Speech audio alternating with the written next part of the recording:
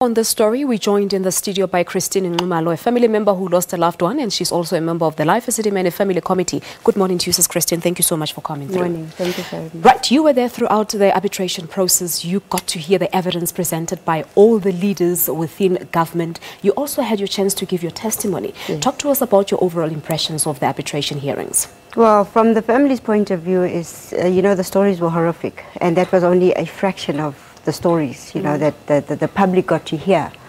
When you talk about the officials, we didn't really get much there in terms of answers.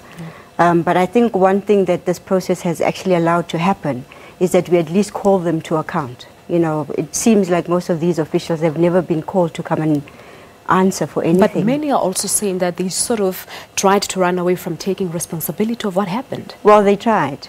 But, ultimately they had to come and appear, whether they liked it or not. And I think that is one victory, if nothing else. But the overall process for us has been very emotional, and it's been draining. And also the fact that it's been for so long. It's over 2 years now that, that we've been on this journey, on this basically. Process, yes, indeed.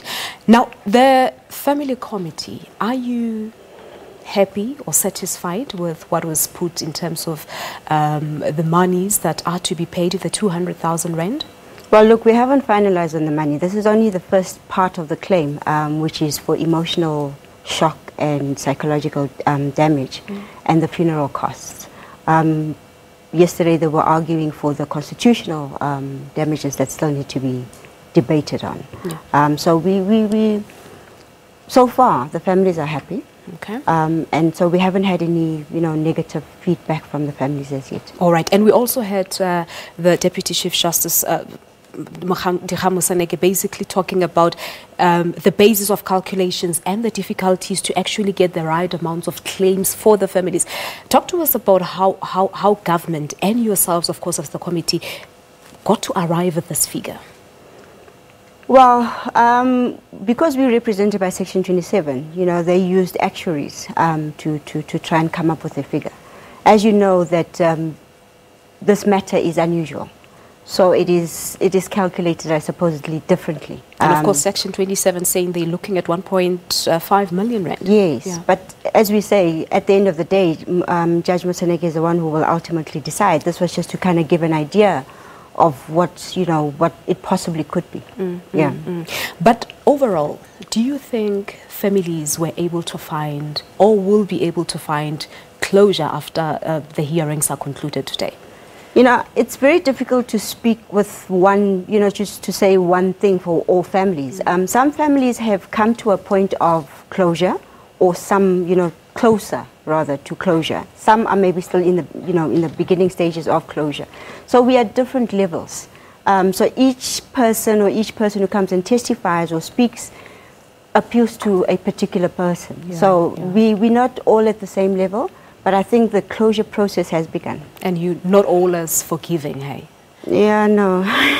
But in terms of criminal charges, what would you like to see happening beyond the arbitration hearings? You do get family members and some leaders saying that we can only put the matter to rest once criminal charges have been laid. Look, if you look at how they testified and how they tried to run away and not take accountability, all the more reason why we want that.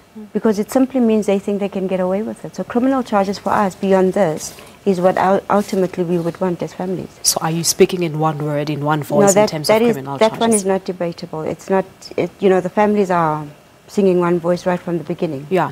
And we've been reporting that it's actually 144 mentally ill patients, but we've had or we've seen the statement from Health Ombuds saying that it's actually 140 mentally ill patients. Did you hear anything about the correct numbers in that regard? Well, I haven't heard yet, but the confirmation that we got yesterday again was 144. But I do know in December of 2017, the SAPS had actually mentioned that they had found 2 of those people, of the what they call deceased, actually alive in one of the institutions.